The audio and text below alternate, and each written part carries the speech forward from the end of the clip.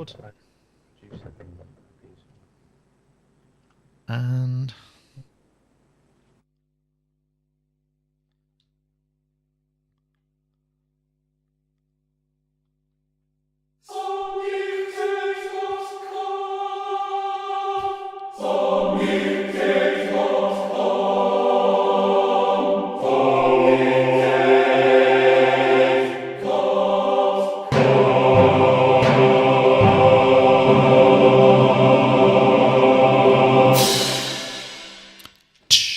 as I sometimes say, hello everybody, welcome to Sonic Talk number 357.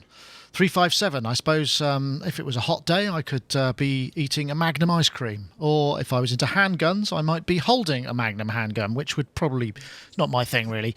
A lot of speculation in the chat room with us this week as to what the tightening title says. It's not sonictaste.com, it's sonicstate.com. And it's our introduction sequences was one that... KRS80 in the chat room actually won the opportunity to have the placeholder for the...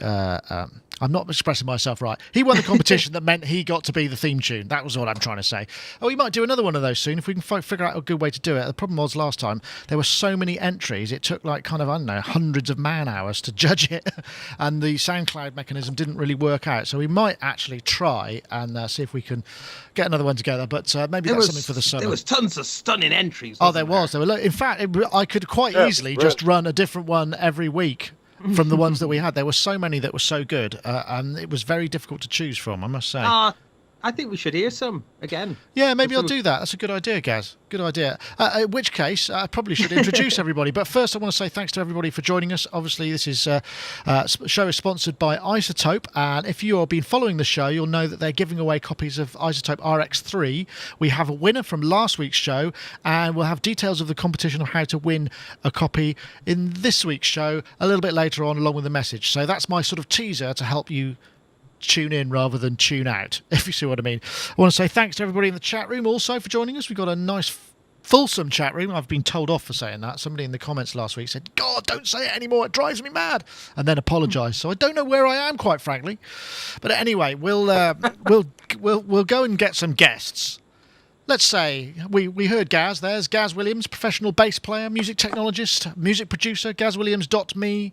There he is in his Bristol bass garret, if there's such a thing. Yeah, thank you very much. I got something today that I think is interesting to show. It's one of these. I haven't even took the plastic off it yet. What's that, cigar case? Battery? Nope. Can anyone tell what it is? iConnect MIDI? Belkin Thunderbolt hub. It is. Oh, buy that man a drink. What? Robbie gets it in one. Excellent work. This is interesting. It's a I think Thunderbolt we just peel the plastic off. It's interesting because out of all of various Thunderbolt docks that are around, this one has still got a FireWire port on it. Ah, yeah. So, from a musician point of view, you know those FireWire interfaces, they're not going to be going away for quite a while, I don't think. But yet, peripheral manufacturers just seem to have just dropped it like a stone now, sort of FireWire. So this thing as a future-proofing is quite nice. If you have like an iPad Air, hang on. Oh, you've got a little bit of... here we go. That's very pleasing, always. But it also is USB 3 ports on it, so it's like on my laptop I don't have USB 3, I only have USB 2. But so through this I get 3 USB 3 ports. But some of you might remember when I was moaning, on my laptop, my MacBook that I've got here, I took out the optical drive when I realised that for me optical drives. Oh yeah, you put a second drive in it, didn't you? Yeah. And in doing so, killed 2 of my USB ports, which has been a real disaster. Yeah, really. isn't it? Because I have got 24 USB devices hanging off one USB port off my laptop at the moment, which has generally been okay. But some things I've discovered, like I was mentioning, the Leap Motion needs like a whole port to itself for it to work really well. Anyway, that was my little piece there. But well, was it expensive? Oh, it was expensive. And do you know the crazy thing about it is it doesn't come with a Thunderbolt lead. So no. I ordered a lead, but that hasn't come, so I can't put the whole shebang Mark's holding up something very exciting there. Well, I may as well introduce Mark Look at Tinley this. there. Woohoo! Look, My that bunch of keys a collection of dongles. on a little thing, because I don't have enough USB ports either. You just can never have enough USB ports, can you? I've got enough. I've got no. How many have you I did got? have enough, and I used it all up.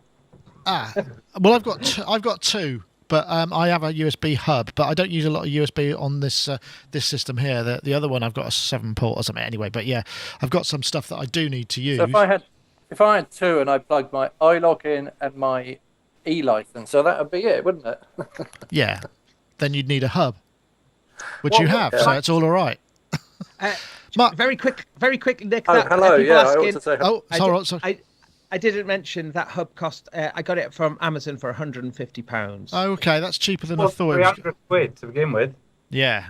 Well, as we've talked about before, Thunderbolt has undergone a licensing makeover since they brought out Thunderbolt 2. They dropped the licensing amount on Thunderbolt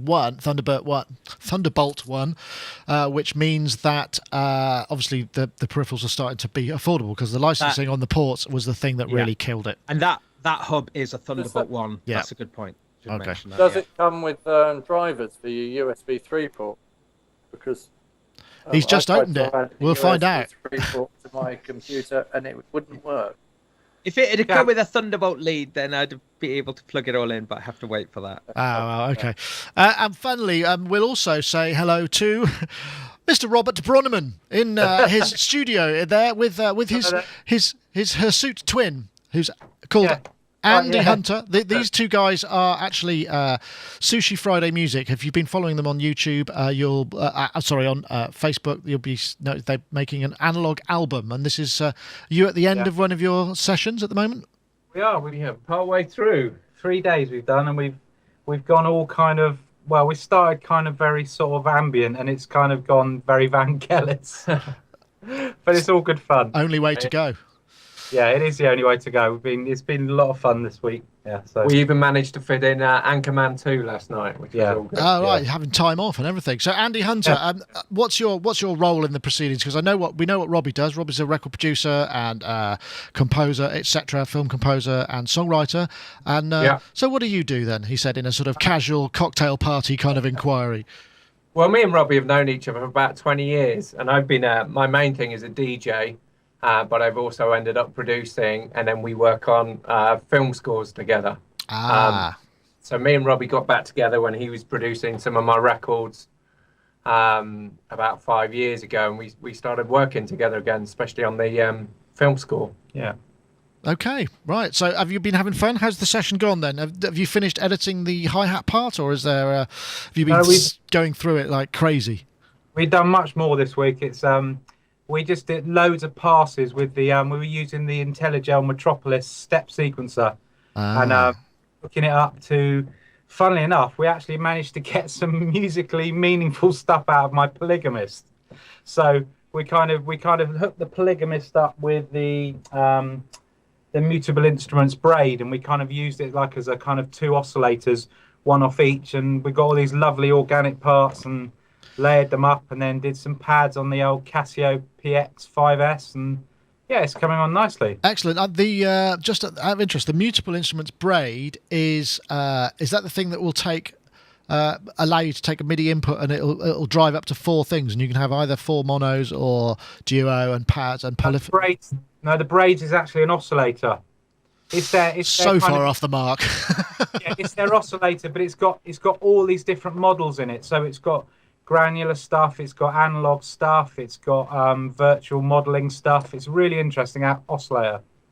So it can do drum stuff. Yeah. So right, interesting. If you want an all-in-one that's really versatile, that's a really good one to get. Okay, that's good. I sadly had to take the IntelliGel module I finished reviewing, which was the Atlantis, which is a really lovely thing. I've unscrewed it from the rack today and put it in a box to send it back to whence it came from. with great dismay, I must say, I'm so tempted, but I just haven't got the money to start splashing out on things. I don't need it, I just really like to have it. but anyway, I'll just have to live with myself for that. Let's get on some topics then. Let's start with, what have we got? What was the first one in the list? Interesting theory on earbuds. I think I actually probably need to drop that into my browser, and then you can see it.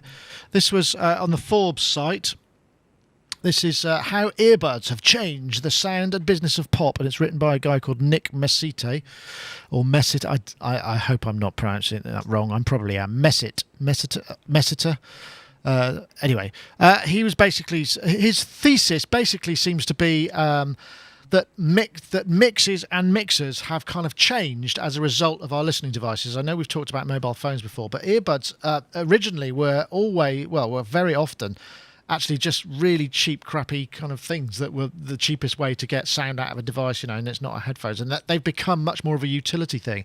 And it's changed the way that records have been mixed. Like, for instance, one of the examples he uses is the fact that, in hip-hop, obviously 808s were very prominent. And on crummy earbuds, you're not really likely to be able to hear them. So they've been mixed up, maybe tuned up, pushed out, the upper mids out, so you can hear them within this new stuff. And I thought that was quite an interesting theory about how that might have affected the whole sort of notion of the way that records are mixed. Whether it's a conscious thing or a subconscious thing, I don't know. I'm going to go to you, Robbie, first, because you're probably mixing records of that nature at the moment, and also I guess you probably have an opinion, because you a lot of the stuff that you're going to be doing now is for digital download, so presumably he's going to end up on buds, right? Yeah, I mean, is it that different? I mean, we've been listening to music on the go, haven't we, since like the early '80s with Walkmans, and were those crappy headphones that used to have like orange foam on them, those Skilo headphones, were they any? No, they were better? Worse, weren't they? Yeah. Yeah, I mean, any better. So we've been listening to portable music on the go with crap headphones for years, haven't we? I mean, long before the iPod. But I mean, it does affect how you do, how you approach music, because you used to make music and think, it's just got to sound great when people want to listen to it at home or in the car. But now you have to think, does it sound good on a laptop? Does it sound good on these headphones? So you do have a kind of different strategies, like the article said, for certainly kind of trying to make bass come through on all the formats you can, whether that's like overdriving frequencies and bringing out harmonics, or using things like the voice of God kind of plugins to add stuff. So yeah, I think it has changed. That's a very interesting point. Mark, it's very true about the Walkman headphones. I remember as a kid, or whenever I've had Walkmans, and maybe you're listening in the car or trying to hear something, you kind of end up doing this and cramming them to your head to get a bass response out of them. So maybe earbuds are actually better than that. So maybe this is a flawed article, but I think there is an element of truth in it, right? It depends how deep down into your ear canal the bud goes, actually. The ones that go inside your actual ear canal have a much better bass response to them. It's when they sit right out on the edge of the ear canal that they sound crappy. But then those original earbuds, I remember being like 6 years old, and I had an AM radio, and I had this kind of white mono earbud thing that I stuck in my ear, and listening to Radio Luxembourg in the middle of the night, when I wasn't meant to. Obviously that sounded truly awful, so maybe I've grown up with truly awful sounding music and I missed something. I missed the whole era with those great big cones that they put on the 78, like a horn and the dogs in front of it. There was a very interesting factoid I heard about, I think it was Alexander Graham Bell, who taught his dog to speak by he'd get it to growl, and he put his finger in its mouth, and he'd sort of get it to kind of articulate, and it apparently ended up saying something along the lines of "Hello, Grandma," in a Wow. which is kind of that's really completely off the record. That's I think I heard that on a there's a program on Radio 4, BBC Radio 4 in the UK, which is a bunch of comedians talking about facts, and they've got to try and get them past. I think that might be Rich dialing in, so just 1 second. Headphones do seem to constantly evolve, don't they? Because Yeah. I bought some recently, and they're really, really good. They sound resonant. Looks like we have a Rich Hilton in the house. Let Whoa. me see. We'll quickly. Hey, Rich. Oh, Hang wow. on. You're in one bit Japanese Chinese internet mode. Wow. Now this is truly international. Rich Hilton, of course, is in China at the moment, I believe, about to do a Chic gig. And No, having just done one. having just done one. Oh, geez, that's even better Yes. Well, for us. I don't I'm know sorry, about for I'm you. taking You my probably act- need to go to bed. Rich Hilton, of course. no, well, soon. I'm afraid I don't have a lower third for you because it was an open slot and I couldn't quite figure out. Rich is whereabouts are you in China, Rich? If I could even pronounce, I don't even know. But I could tell you this. I could tell you, I can't even pronounce it, but we're about 4 hours north and west of Shanghai. Okay. Wow, what an experience! Chic in China. How did the show Yeah, go? How did the show go? Was it an outdoor gig? It was an outdoor festival, yes. Oh, cool. Went well. Excellent. Well, Went glad very to, well. glad to hear it. We were just talking Do I about. sound okay? Yeah, it's okay. It's a little roomy, but that's really no problem at all. I'd like to introduce you briefly to here is Robbie and his creative cohort in Sushi Friday Music. This is Andy Hunter. Hello. Hey, Andy. Hi, Robbie. Hi, how you doing? Boys. I'm all right, thank you. So, Rich, we were just talking about the notion of how mixing has changed and whether it's down to the proliferation of cheap headphones, shall we say? Perhaps not just earbuds, but cheap headphones generally. Okay. Hasn't changed my mixing. Ah, well, there we go. That's an interesting point. But there was basically an article in Forbes by Nick Mesita, who I again have probably mispronounced, and he was suggesting that that mixes have needed to be, maybe it's just a mastering thing where the bass has kind of been brought up. But then I think was it Robbie or Mark's point about the fact that that the crappy old headphones from Walkmans, which were just sort of the little bit of wire and these sort of dabs of foam that just couldn't convey any bass at all, were much, much worse than we get than earbuds these days, I suppose. I guess so. Oh. For me, fitted, the only thing that gives me true bass response are those fitted earplugs I wear on stage. Right. Yeah. Even these really nice Shure ones that I'm wearing right now, the 535s, which are not custom ear molds, don't give a consistent response no matter how I seem to set them up. But Yeah. I don't mix to my belief in what people are going to be listening to it through, because I can't possibly mix for everybody. So I mix for what sounds good to me and hope that it translates well for them. Yeah, I think that's a fair point. What about you, Gaz? Are you kind of working on do you work does it affect the way that you do things, or you just think, whatever, it'll be, leave it to the mastering engineer? Well, the things that always sound good on headphones, no matter what quality headphones, rubbish headphones or expensive headphones, are like really well mixed things from the past. Like take Fleetwood Mac Rumours, for instance. That's never sounded bad to me on any system. So I think that, I'm with Rich though about it in terms of, I think that if you mix something that's good, that should convey. However, this topic really does revolve around more of a kind of urban hip hop kind of slant, really, doesn't it? I guess, yeah. And in that case, don't really know, but. I've mentioned on the show numerous times, I'm still waiting for this Wooja, which is something I paid into Kickstarter for some time ago. And it's like a haptic response. It's a little box that you put on your sternum. There's a little place that they've identified and it vibrates. So when you listen with headphones on, then it's actually giving you vibration into your body. That's the theory. I'm not sure how good this thing's going to be, but, you need that. Really interesting. I think it's called a Wooja. I think that's got to make sense because, there's no way. Even if you've got really well-fitting earbuds, the fact is that, you don't feel bass through your ears. You feel it in the rest of your body. So aren't you going to be massively overcompensated by trying to get it all in the bass?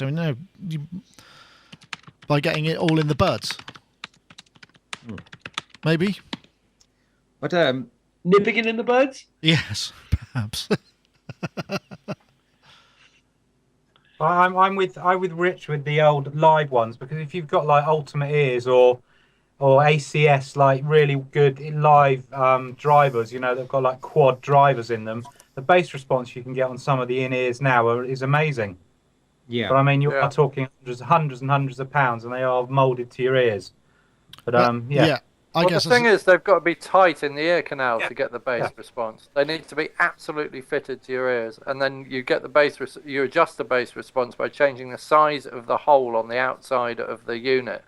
So they have those little plugs that go in the side, and they've got different size holes in, and that will change your subjective bass response. Huh. Yeah.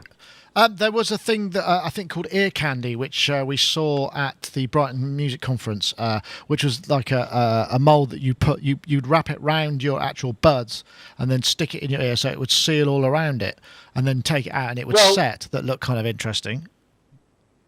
Yeah, Shure does that too, and I believe Future Sonics does it too. You get the foam molded ones that are supposed to expand to fit your ear canal, but they don't work well for me. They don't work. If I'm standing on stage, I know this will sound weird, but if I'm standing on stage and I look at the audience and I smile, it's completely changing the bass response. Oh wow, yeah, of course, because the facial muscles will change stuff. That's an interesting thought.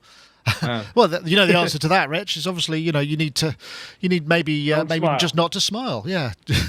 Frown a lot. Yeah. Yeah, frown a lot. Frown through the cheek stuff. Andy, sorry. Can I just Having jump in? too fun. Just while you're talking about smiling, there is a new iOS app it's a sheet music app, and to turn the pages, you smile, and the camera recognizes it and turns the page. That's neat. I like the sound of that. That's kind of fun. Oh, I'd be in big trouble. Yeah. Andy, I wanted to ask you, because you're a DJ. I mean, headphone wise, what is it you're using? You use kind of big cupped kind of stuff, or? No. Well, I've just the last 6 months I've gone on over to in-ears. I use a company called 1974s, and they're just amazing with 6 drivers in, and custom done, all the mold, and for me it's made a huge difference, mainly for protection, just because obviously in clubs the music's so loud. I want to protect my ears for when I do 6 studio drivers work. in one ear. Yeah, 6 drive. They've 6 now come out with drivers an in 8 one ear. drive. Wow, Yeah. they must be the size of pinheads. UA do one, I think, with 11 drivers in. It's like 1,400 quid. But they are. Are they made by nanobots or something? I mean, I can't. When I was in Popeye in the opera in Paris, we had 5 drivers, but we had them fitted by this guy who came and did laser readings of our ear canals to measure the hairs off our ear canals to tailor the sound so specifically to our ears, as well as having them molded. They just, they took these strange. Have you still got them? Fired frequencies in, and I think recorded the frequencies or something. It was really strange. That does sound weird. Are you sure he wasn't like the audio equivalent of that woman who used to make molds of pop stars' bits? Cynthia Plasticaster. He's actually got a collection of them somewhere in a sort of Paris dungeon, like all the in-ear molds from all these various people. I'm sure that's not the case. Just my twisted mind. That's funny. Just a. On the subject of in-ears, there are these new ones by a guy named Jerry Hardy, who did all the original Ultimate Ears designs before Ultimate Ears went over to Logitech. And he's got his own company now, and he's got a whole big line of different ones, and some of them have as many as 8 drivers in each ear. Yeah. Wow. Dual 4-way systems in each ear. That's astonishing, isn't it? So, Rich, tell me and about. They are very expensive, and Right. are very expensive, and they make these shells out of carbon fiber, if you like. And Wow. that's probably going to be my next in-ear purchase whenever that happens. Wow, that sounds awesome. So, Rich, tell me a little bit about doing a gig in China. Then, is it your first? Well, no, we were in. I guess I don't know if you want to include Hong Kong. We played in Shanghai like in late November of last year, and we played in Hong Kong, which is technically not China, and we've played in Macau, which is technically not China, but it's attached. And so this is really the first one, I'd say, inland. Right. Not in the major city. and it was very interesting. It was. Did you get to very see? interesting. Was all the gear familiar and stuff? I mean, it's just kind of hired in, or is it kind of Chinese brand stuff? Because I mean, obviously they got a huge manufacturer base of their own kind of stuff that we may not be aware of. Oh, at which point the Chinese government cut the connection. I'm sorry, yeah. Click. I'm sure that's not the case. Rich will join us again as soon as he possibly can. You ever done any gigs in China, Robbie? Because I know you go about all over the place with Howard. I've never been. No, I've never done any gigs in China. No, it's one of those places on my kind of list, or intrigued to go to, kind of. Yeah. But no, I nearly went with Beringer, but I didn't. Yeah. What about you, Mark? Did Duran play in China? I'm sure they did, didn't they? Were you involved? Yeah, that was after I became an at-home dad, though, so I missed out on that. No, well, it's probably... I was probably changing nappies or something. Excellent. Well, as I say, we seem to have lost Rich. I'll tell you what we'll do. Maybe now it's the good... Oh, no, here he comes again. Maybe now what we could do is we'll see if Rich can join us back. But while he's there, what we'll do is I think I'll do the ad. And then, after the ad, I can announce the winner of the competition and set the new one. What do you think of that? That's thrilling, no doubt. Okay, so I'm pressing the button. This obviously is brought to you by iZotope. iZotope are the show sponsors, and we're talking about RX3. There is going to be a change of product next week, but that's something that you can be very excited about. Worth tuning in for. Basically, this is the perfect suite for restoring, audio engineering, recording, post-production archiving, broadcasting, forensic, and much more. As well as reducing the artifacts, it can enhance them as well. So you can sort of increase the reverb or decrease it with the Dereverb module. You can clean up dialogue on the fly with Dialogue Denoiser, new audio standard for real-time dialogue treatment. You can monitor your audio and loudness compliance using Insight. You can turn flawed audio into pristine usable media material using Denoise, Declick, Decrackle, Spectral Repair, and more.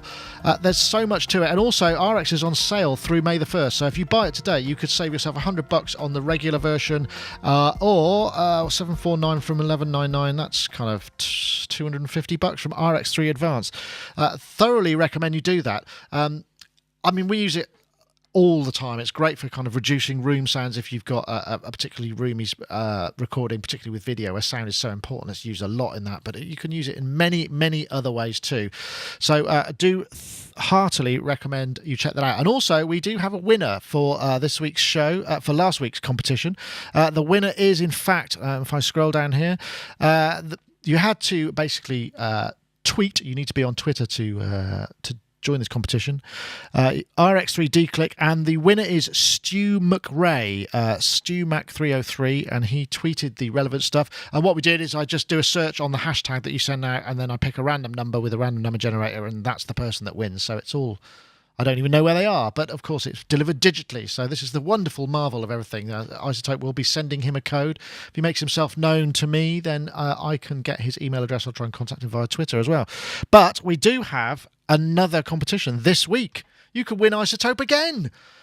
And the odds are good, I have to say. So win iZotope RX3. You have to have, with the hashtag RX3 Audio Rescue. And you send that out to @SonicNick and @iZotope Inc. And I will get a big pile of responses, and then I will pick that from next week as well. So please do join us in the competition. You will need to join Twitter. That's the only way we can take it at the moment, but that's just the way it goes. So RX3 Audio Rescue @SonicNick and @iZotope Inc. And you could win a fully working, free, gratis version of iZotope 3. But if you just want to find out what RX3 does for you, all you have to do is go to iZotope.com/RX3 and you get a 10-day demo as well. So there you have it. I think that software is absolutely mind-blowing. I just have to... I'm so excited to have to say something. I can't understand that Dereverb plug. I mean, not that I can't understand. It's incomprehensible to me that I can put that plug-in across something. I've been doing drum loops, and I've just gotten like... once you stack loads of reverby drum loops together, you get like kind of a whole load of mess. So if you stick that plug-in across it, it just kind of takes the reverb off, obviously. And then I'm like looking at my machine going, how is it doing that? Because it's not leaving loads of, that kind of garbled mess that most of these spectral processes do to things. It just sounds like I've turned the reverb down. And then I'm thinking, like, the other thing you can do, we will try and deaden our spaces for recording and then put the reverb back on again artificially. But I reckon that this is going to bring about a whole load of people that are going to be recording in spaces and using that sound, and then you can bring the reverb up. That's the other thing that we did a really good presentation with Matt Hines, who came in and said the other thing is you can use it creatively because you can actually turn up the ambience and all the noise. There's all sorts of ways. You can solo what it's taken out. And that is amazing. You can I've done that, yeah. Wow. Especially rhythmical stuff. You get these incredible sort of sounds. I haven't tried that. Could you get it working in real time on a plugin so that it worked like an effects send? That would be pretty awesome, wouldn't it? Or is that just going too bonkers? You could actually. Yeah, you definitely could, and that's a brilliant idea. It is a good idea. I love the idea. I might have to try it now. Okay, well, let me know how you get on. So we've done earbuds. I think I won't do that one. I think we'll do. Let's do something which has a video because I think that might be fun too. Yes, more Moog. As we know, Moogfest was last week. In fact, Rich Hilton played at Moogfest, and it was. I've never seen so much coverage for a festival. It broke out into all the mainstream. We did the thing with the Werkstatt, which was really interesting. People were very, very keen on that. But I have this was very fascinating. So I'm going to play it. How are you?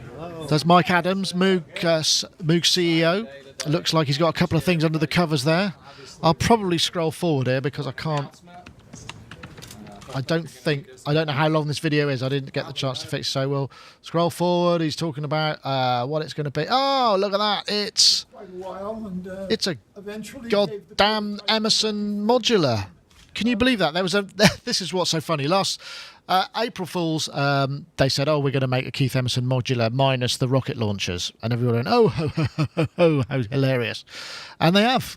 And you can buy it. You do need to find out. Well, I don't know how much it's going to be. There's been speculation. Yeah, I've been wanting to know that. A lot of people saying 100 grand, 80, 250,000, whatever. What they've done is they've gone back. They took all the original circuit boards. They did all. They basically remade the. Is that a 55 system, Rich? It's bigger than a 55. But it's the 55 component kind of stuff. Well, Emerson actually started with a System 35, and I saw him tour that on the Tarkus tour in 1971. Tarkus. And this thing is the behemoth that they created for the brain cell and surgery tour, including the fake video monitors on top and all of that nonsense. What this thing is. I wonder if they actually, like when you get those Marshall stacks with kind of heavy metal bands, a lot of them are half depth, and there's a lot of showmanship there. Not all of them work. I wonder if that system was all fully functional. There seems to be a lot of discussion about that. I wasn't there and I don't know, but I did see photographs of the back as compared to the back part of Emerson's Moog, which was purportedly there, and it looked pretty much like they had remade what was there. Cool. At full size. And one wonders about the whole at full size thing because you can't really, right now, I don't think they have any plans to sell you a 921A oscillator. Well, that was the question that because I went to the Moog Ensemble rehearsal yesterday, Will Gregory's group with various monophonic synthesizers, and they were playing Brandenburg Concerto Movement 3, and it was absolutely amazing. And Adrian Utley, who's a keen collector, he had it's a Belgian manufacturer called Club of the Knobs. Very unfortunate name if you're in the UK, but he's built replicas of these Moog systems. I think the smaller, the 55, it's the 3C, isn't it? The little cabinet. And the first thing Aid said, are they going to release the individual components? Because that's what I want. And I'm guessing, Robbie, you're quite keen on that. Questions like that, right? Well, yeah. I don't really know much about that large format modular stuff. I mean, it's very enticing, but I mean, it's going to be crazy money. I mean, isn't it? If they release those oscillators and stuff, it's going to be like $2,000 a piece or something. At least. I would imagine it's going to be expensive. But yeah, what's interesting about the whole notion of this is, lots of people now people I know who are collectors actually are treating these things as investments, because it's, if you haven't got a pension or you're a working musician, you can buy this stuff and you can just use it or put it away, but it only goes up in value. So it's kind of like vintage electronics as an investment is a really good idea. And I'm wondering if Moog have just thought, you know what, that's a really smart idea. So we just make really expensive stuff and people will buy it and it'll only go up in value. I mean, obviously it's going to work as well. And they do, I mean, I have to say, because Adrian Utley has got the Moog oscillator and the Moog filter, and we're going to hopefully might film a kind of what the Club of the Knobs one sounds like and what the original sounds like. And we had a listen and it sounds absolutely flipping massive, the Moog one. I mean, it's just, huge. There's just nothing missing and everything to gain. But it's a great idea. But yeah, I mean, Rich, I mean, you see these things cost. I mean, when you see them second hand, there was a 1965 Moog system quite recently. I think we talked about it on the podcast, and we have no idea what it went for, but it must have been an enormous amount of money. So I'm guessing these are going to be primo. I guess they would be incredibly expensive. I wonder how many they could actually make, and because it says please ring for more information. I wonder how many phone calls they get from just sort of tire kickers and stuff. I mean, you imagine they've got to have to hire a whole new load of staff.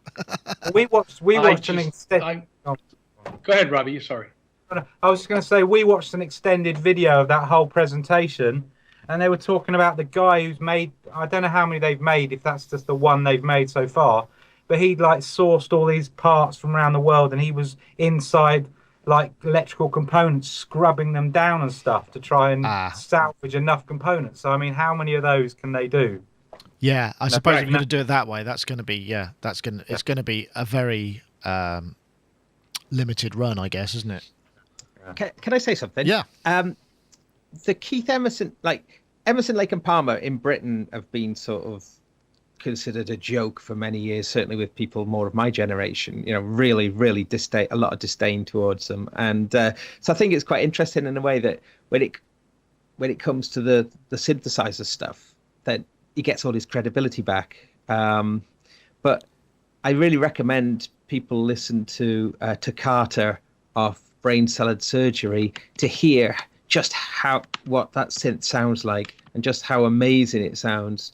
It's quite interesting. That album was used to demonstrate hi-fis back in, was it 1973, 1974? And that song particularly was used because of its kind of extremities of tone. So it's actually that song, for people who maybe not so aware of Keith Emerson stuff, I think it is a really good place to start, really, because it sounds amazing. Oh, that's that. Definitely. I must admit, I agree. Sorry, go, Mark. I was going to say, it didn't sound amazing when I got it, because I got it free on the front of Melody Maker or New Musical Express. I can't remember which one, on a flexi disc. Awesome. Good as earbuds. Yeah. So that shows how old I am, doesn't it? I suppose, but. That is awesome. It's interesting you say that about credibility, because it's very much, it is a UK thing, because I think what happened is Emerson, Lake and Palmer and those really massive prog rockers who were touring with huge amounts of Arctic stuff were seen very much as the old guard when punk and certainly new wave and electronic music came through, and that it was seen as this sort of real excess. And it's curious. I don't think that happens so much anywhere else in the world as the perception of them. I think perhaps in the States that hasn't really happened, but definitely was in the UK. It's a curious phenomenon. I don't know why that is necessarily, but. I have a theory about that. It's going to make me really unpopular. I don't know. Is it? Yeah, you guys reject everybody when they become famous. Yeah, there's a thing about it. It's the Canadians and the Canadians have 2 learned years it and then you're done. Yeah, selling Pardon out. me, Mark? I said you get 2 years basically. If you break the music industry in England, you get a couple of years, and then after a couple of years, they start to tear you down again. They like to build you up, leave you there for a couple of years, and then trash your career. I'm not sure you even get a couple of years at the top. Yeah, it depends what you do. I mean, we have talked about this before, and I'm sure there's this whole sort of notion of selling out, because we were very much tied to the Bristol sound when we were kind of doing our thing, but we're doing pop music, and pop music is by its nature popular, so therefore you're more exposed, and people don't appreciate that if they're struggling in their garrets. But anyway, that's perhaps another topic for another time. And Mark, you look like you want to come in again there. I do. I had a Moog experience last weekend, actually. It was my son's birthday, and I took him to the Doctor Who festival in Cardiff, and they had Daleks and Cybermen with big red buttons on the front. You could press record, you could shout in it, and then you could press the big green button and then press play. And they weren't working properly, so I hacked them, got inside them, and discovered that they were basically their soul was a Moog ring modulator on both the Dalek and the Cyberman. So I fixed them. So BBC nice. You must have been the coolest dad in the world, fixing the Cyberman and that's awesome. If you look on my Twitter feed, you'll see all the settings for making the Dalek sound or the Cyberman sound. Nice. While I was fixing them, I thought I'll photograph the thing and put it on Twitter so people can see what it is. Okay, brilliant. Rich, you said you wanted to come in with Mr. Emerson again. Say about this. First of all, regarding Keith Emerson, let's all jump back into the time machine together and go back to 1968 and watch Nice videos, because there was nothing like that. Absolutely nothing like that. He was absolutely revolutionary and groundbreaking. He had marvelous technique.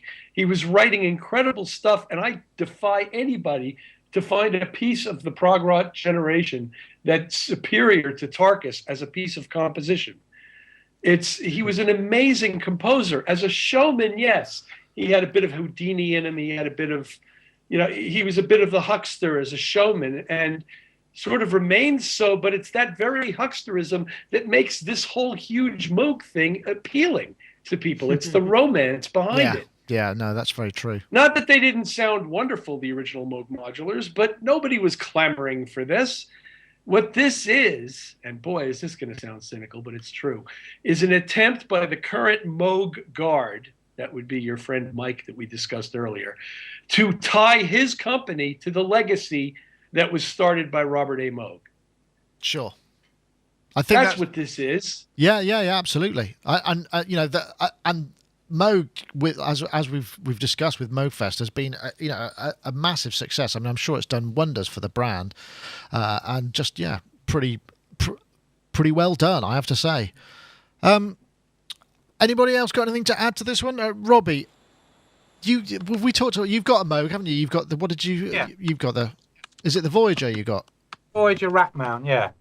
How do you find that? Because I was reading the other day, I was talking to somebody yesterday actually about the Voyager that said, there was something just not quite in alignment perhaps with that particular synthesizer compared to maybe subsequent ones or some that gone previously. It was maybe a dip in some way. Would you agree with that, or do you think that's? You've got to remember, I'm a child of the 80s, so in the sense of synths and all that. So I never had a Moog before I had this, really. So when I was getting some analog stuff in the studio, I thought I want a bit of flavour of a Moog and I want a bit of flavour of Oberheim. So so I've got the SEM Pro and I've got the Voyager rack mount, but I haven't got any experience with an old mini Moog, so I don't have anything to base it on. But I do know that it has a real sonic sound like nothing else in the studio, and I do come to it for very specific things. So for me, it feels that Moog sound when I need that thing, but I don't have anything to base it on, so I couldn't possibly say whether it's better or worse. But it's certainly convenient, that's the good thing. Yeah, no, that is good. As I said yesterday, we were at the rehearsal of the Moog Ensemble, and that one thing that was really interesting about that is they were a couple of guys. In fact, Will was playing a Yamaha WX7, which is a wind controller, via a little just Philip Reese MIDI box into the Mini, and so the expression was opening the filter, and I swear to you, me and Andy were both there filming, and there was one point where there were 7 of them going. There weren't even all 9 of them there. There were 7 of them going, and it sounded like there were actually brass players in the room. It was just mind-boggling. It was really interesting because obviously Bach, the music itself is incredibly intricate and very well crafted. But when it was playing in that way, it was just really amazing, but just the weight and the charisma of the Moog instrument when it was doing that. There was a mini Moog playing one of the main lead parts, and another mini playing the bass part, and it really kind of pinned it together. There were other synthesizers involved as well, but the Moogs, particularly with the Expression, really did have a special something about them. But yeah, it would be great to. I wonder if they'll build. If they do build, they must be building or intending to build more than one. I mean, I'm sure that one's probably sold already. I mean, there's enough people with enough money in the world who are that Moog interested. I'm starting to revert to Moog rather than Moog. They probably got rid of that and some. I'm no doubt. I've got I predict they sell. Sorry? Go ahead. I was just going to say, no, I was just before we went on, I was just remembering Howard did a tour a few years back with Ringo's All-Star band, Ringo Starr, and he had Greg Lake in the band and Sheila E on bass, and Howard had to learn Carnival 9 for part of the set. And I remember he was, for weeks and weeks, he kind of put everything in Pro Tools and like slowed it down by about 3/4. I was just meticulously learning this thing for weeks and weeks and weeks. There was no other way of getting it. Wow. Yeah. That sounds like fun. Yeah. Right, let's. While we're on the subject of Moogfest, because I mean, the news has been full of it. I've got this fantastic. This was by a band called the Synthetic Things, and it's called. We'll play it.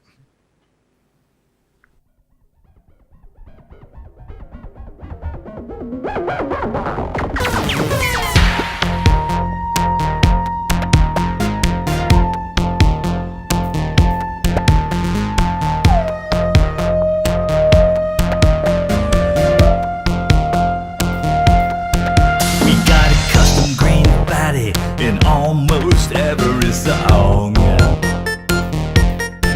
we got a silver anniversary Voyager running strong.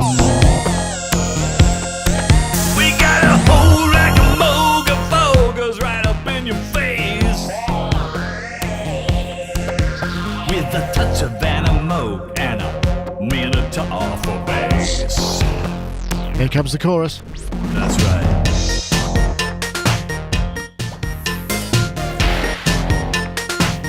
Pre-chorus, I guess.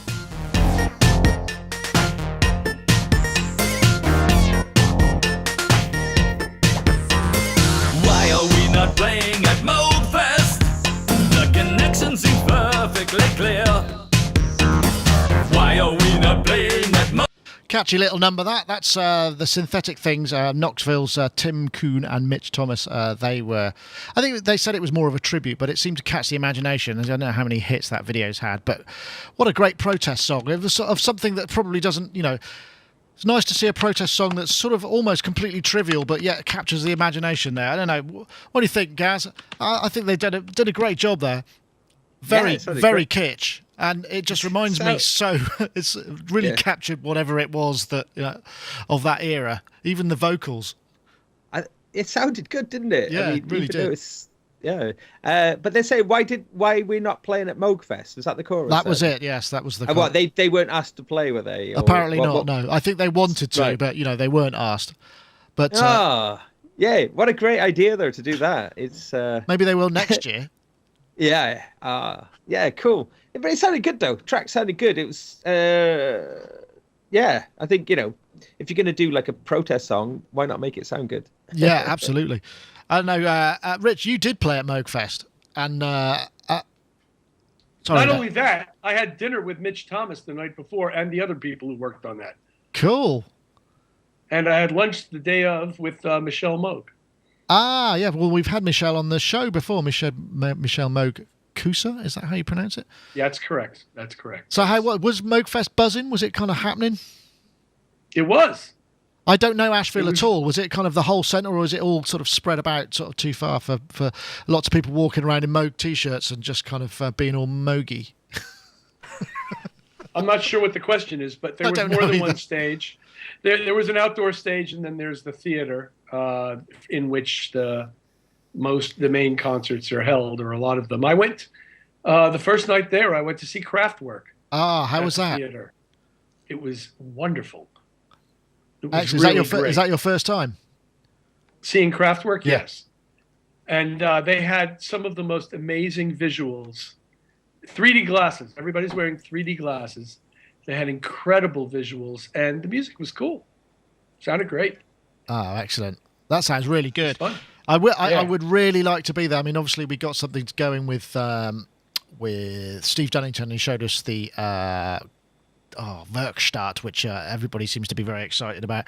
But it was it would be nice to see what I watch some streaming stuff. I saw the interview with Giorgio Moroder. I don't know if you got a chance to see that, Robbie, or you guys. No, I didn't see that. I didn't see that. No. But there was some brilliant stuff there.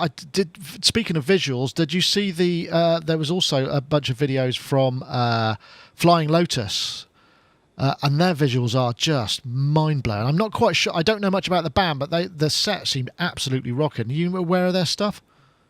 I know some of their music, but I haven't seen them live. So, I mean, there's just so much going on, isn't there, with bands really pushing the envelope with live visuals. All this mapping stuff is incredible. Just what people are doing. It's very exciting. Brings a whole new dimension to your performance, that's for sure. Do you use any of that stuff? I mean, I guess being a DJ, are you playing the sort of clubs where they're sort of really pushing the envelope of all of that show stuff? Well, you work with obviously a lot of different VJs who are doing all the mapping and stuff like that. So, and I'm currently doing a project as well, my own solo project, with a guy in LA who's a director, but that's more film rather than graphical. It's a bit more organic, and it's about film and filming. He's been out doing time lapses of the Milky Way and kind of all that stuff down at the Joshua Tree Park, and it's just stunning stuff. And it makes your hair go up on the back of your neck, and you just think, that with music, it conveys another depth to what you want to see through your music, Yeah, I mean, from what I saw of those performances, and I guess the Kraftwerk 3D thing just looked really, really interesting as well. So, Rich, you were saying they had 3D glasses, and was it an immersive experience in the same way? Because you went to see Eamon Tobin as well, didn't you? Is it a similar kind of thing, or was it a different? I mean, the music's different, obviously. Yeah, both. It's similar and different. There are no real similarities in the reality of what those two groups are presenting, but that they are quite visually focused creates that part of the similarity. But musically, Kraftwerk is very distinctive as Kraftwerk, apart from Eamon's stuff, which I thought was also wonderful. And there was nothing in Eamon's show, the staging is the video stuff, really. It's all part of one thing. With this, it was mostly projected stuff, and some of the stuff that gets projected is reflected in their clothing and on those stands for the keyboards that they're using, and it's pretty mind-boggling how it looks, and it was fun how it sounded. I had a great time. Excellent. And as I said, I went with those guys that made that track that you just played. Yeah, brilliant. So, I mean, I'm guessing that the thing about that track, they said it was more of a tribute thing. In fact, that there's plenty of mo, and it's almost like a novelty record, but done in such a kind of brilliant way that it really kind of worked well. And there is actually a happy ending to that video as well, because if I just play this, you'll see what I mean.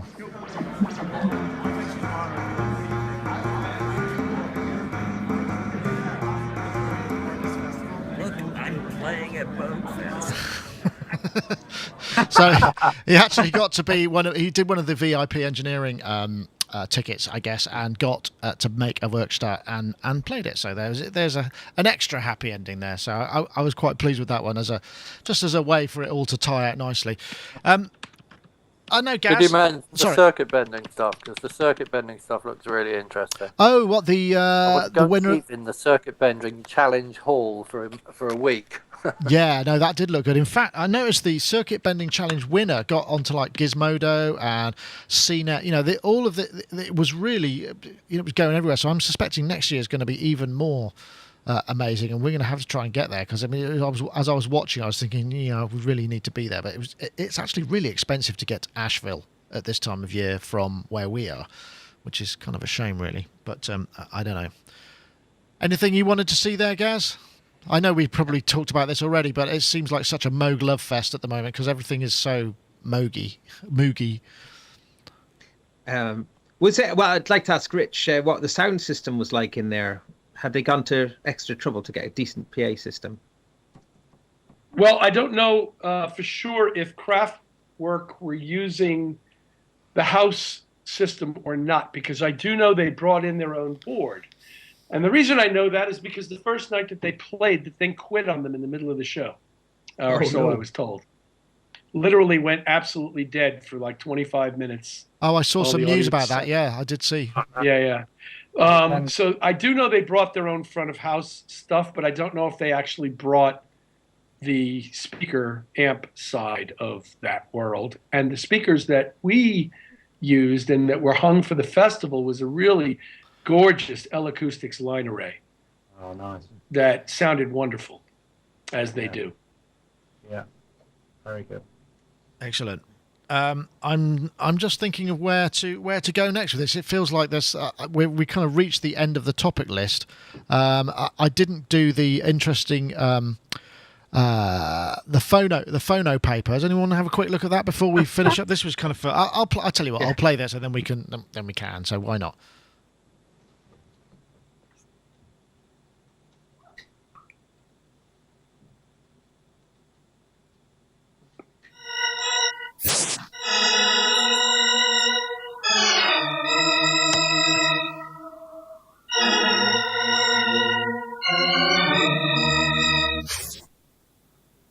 Oh dear. It's kind of crazy. I've got one here. Let's see what it makes of my face. Ah.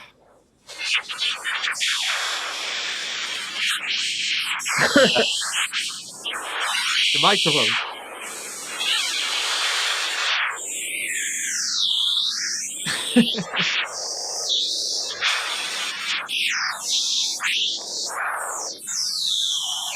Yeah. Ah, stop. You could do it in you could do it in free mode where you could. I was trying to draw sort of lines and squiggles on pieces of paper and play them, but you can print out sounds and analyze audio. It's a free app, and it's called PhonoPaper for iOS, and it's just a crazy sort of concept. Really, I don't really know why I even bothered with it. It's a cool thing, Nick. It's a really cool thing. It's by Alexander. Is it Zolotov? Zolotov, him of Sunvox and ANS. Do you remember that we covered that ANS synthesizer? Ah, thing? yeah, okay. It's the same chap who's behind that. But it's nice, isn't it? If you put it in the free mode, I found it quite interesting because you can feel if you move your iPad very, very slowly, you can get a very tight granularity to the sound. You know, very, very subtle changes. Obviously, the sound is fairly limited, but I admit playing Toccata on PhotoPaper is a bit of a limited idea to me. You know, I think for me, what was quite interesting was by holding the iPad and just sliding it around a little bit, but looking at the camera, you could feel this tiny amount of movement. So it opened my mind to how you could use a camera, a visual thing, as a controller. You know. Yeah, that's something that was quite interesting. Perhaps, as you say, Robbie, perhaps slightly limited, but kind of good for, and it's free. I mean, what's not to like? Yeah. I'll tell you what I'm going to do. There was one other thing that I wanted to check out, and this is the TapeOp piece, which was Wise Words. Now, I'm just trying to see if I've got it here. That's right. This is on TapeOp magazine. This is what makes a good recording engineer, and there's sort of 10 points. Be humble, attention to detail, always admit a mistake, make sure certain the artist understands your role. There's some interesting ones here. My God, there's tons of them. I hadn't read all of them. I didn't. Dave Spears, who didn't make it onto the show this week, said one of the things: never say that sounds like insert name of other artist here, which I thought, oh, you know what? I think I've done that a few times, and. That's probably why I never got that job again. But TapeOp is actually a really good resource. There's some great stuff here. I'll see who actually put this together. This was John Kunebert, I believe. Any of those in there? Kind of any truisms or perhaps funny angles there? I don't know, Mark. Haven't heard from you for a little while. Did you check that out? I did check it out, and absolutely, number 16, if you don't play an instrument, start now. Absolutely essential. If you want to work as a sound engineer or a tape op or around musicians, at least have a rudimentary understanding of what it is like to play an instrument. That's a really good. That is actually a great tip. A really good tip. Yeah. I like equipment is a bad sign. The what? Sorry. Dirty equipment is a bad sign. Yeah, but you've got kind of your equipment is almost forensically clean. It's actually very dusty at the moment. It needs a whole overhaul. He has to clean me before I come in the studio. Oh dear, that sounds a bit bad. Got a lot of cotton buds that you don't use for cleaning tape heads anymore, right? I've got one of those machines you walk through, you know, like sort of when they try and get radioactive matter off you or whatever it is. It's like a Hoover, a giant all-body Hoover. Yeah, that's right, yeah. Excellent. Rich, I mean, you still doing a lot of engineering yourself. I mean, some good advice in there? I didn't see it, Nick. I'm sorry. Okay. No, I fair was enough. Unable to prepare for this. You've been, but I mean, but perhaps, well, that aside, I mean, what do you think is the kind of the primary, outside of ability, obviously, what are the kind of primary requirements to being a good engineer, do you think? I don't think you can be a musician. Yeah, that's as being a good engineer. In fact, I am constantly amazed by good engineers who don't really know anything about music. But it's a very complicated subject. To encapsulate it into one single piece of advice seems disrespectful to the magnitude of shit you have to learn, pardon the expression, in order to do it well. I think that's fair enough. Gaz? Number 8, never get stoned during a session. That's good advice. Oh, for yeah. engineering, engineering Really? goes out the window. You start plugging ins to, ins back into ins, outs into, plugging. And your ears MIDI. go dull, don't they? That's right. So you have to turn the treble up and turn it up, and the next day you walk in and go, "Oh my God, what have I done?" I think the be humble is a really, really important one. Well, that's number 1 on the list here, isn't it? Yeah, and I think that's a good. I think that's a good. I think that's amazing. Because people do lose track of that. Oh, look, I don't know if you can see that. There is actually a kind of glass mug which says "Proud Parent of a Recording Engineer" on it. That's it. What a great thing to own. I think I'd like to get... Maybe if I can persuade my daughter to be a recording engineer, I'll get her to have one of those as well. Okay, well, it seems like we've probably exhausted our topics. It's interesting that this one... no, there was another one, but we'll because Robbie, you brought in the notion of the samples there, which I think we'll save till next week because it's such an interesting story and there's a lot of non-news and other things tied up with it. But what we'll do, we'll go to you, Rich, because Rich, you must be kind of getting to what time is it there where you are right now? Past midnight on the 1st of May, Thursday. Okay, so you're about 6 hours, 7 hours, 6 hours ahead, 7 hours ahead. Right, okay, so 7 from you, 12 from my home, and 7 from you. So you hanging out in China at all, or are you going straight back on the plane tomorrow, or Home tomorrow. Home in 5 hours, actually. Oh. Wow. Well, you need to get to sleep. You need to go to bed, my friend. Get some sleep. I'd rather talk to you guys. Well, that's very kind.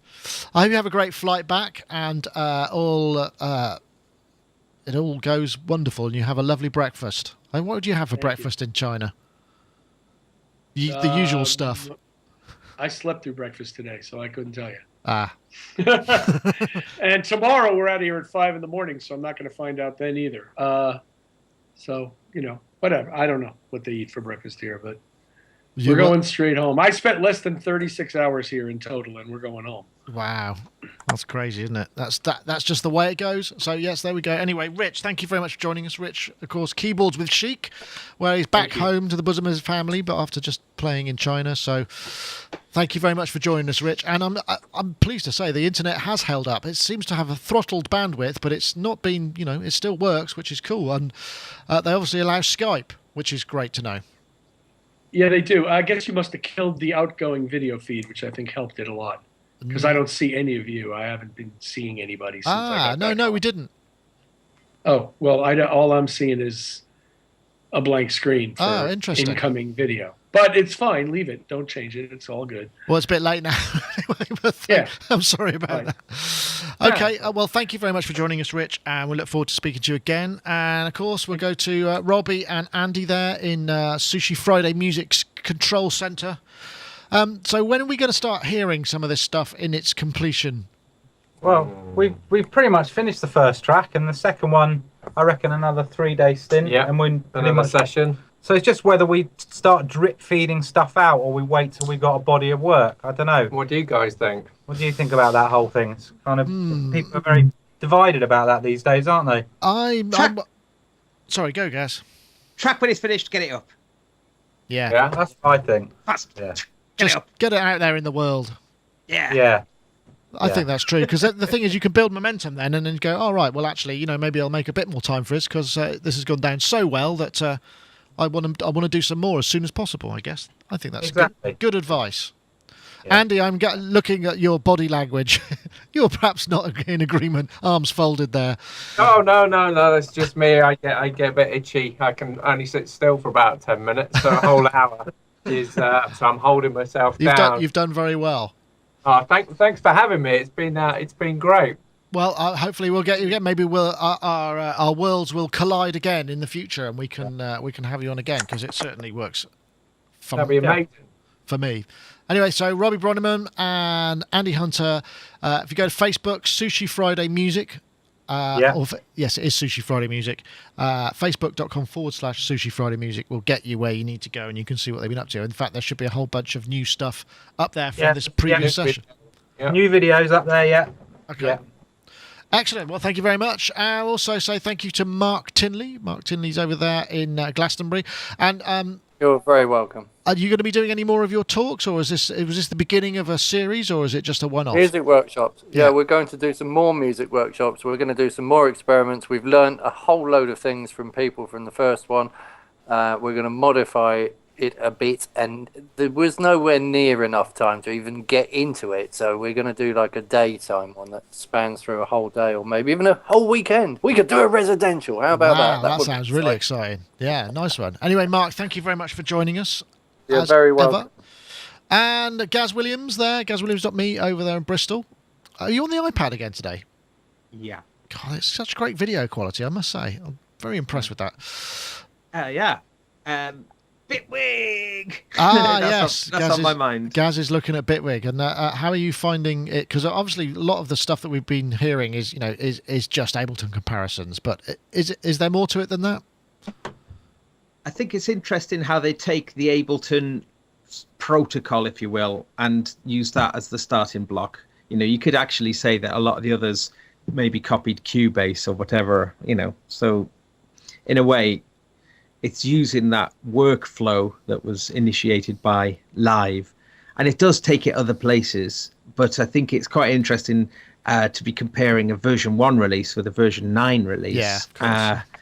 But there is some very unique things about Bitwig. So, what I quite like is that one DAW will bring out something, and then, DAW, should I say, and then that will inspire another one, and that will inspire another one. So there's a few functions that I think that's within Bitwig that I think we'll see elsewhere.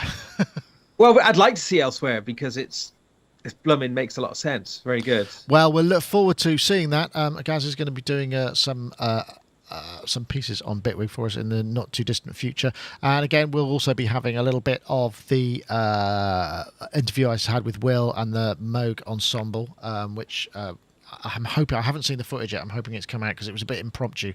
We were there for another purpose, but so I'm looking forward to that. And once again, if you want to win your copy of Isotope, please tweet RX3 Audio Rescue as the hashtag, at Sonic Nick and at Isotope Inc. We've got a little search looking for it, and it will basically next week we'll pick a winner. And I think next week there's going to be some different competition. We can win some other products. So that's it for this week. Thank you very much for listening. Thank you to all our guests, and thank you to everybody in the chat room. Fulsome chat room. I'm even going to say it twice. So yes, thank you very much, everybody. And oh gosh, there is a good amount in there. So that's it for this week. I will now fade to black. Actually, I might play out with a little bit more of the of this. Are you? No, not that. This. Just so we could give them a bit more of a plug. Synthetic Things. Do check them out. They've only got 3 videos up, and this is one of them, and it's really good.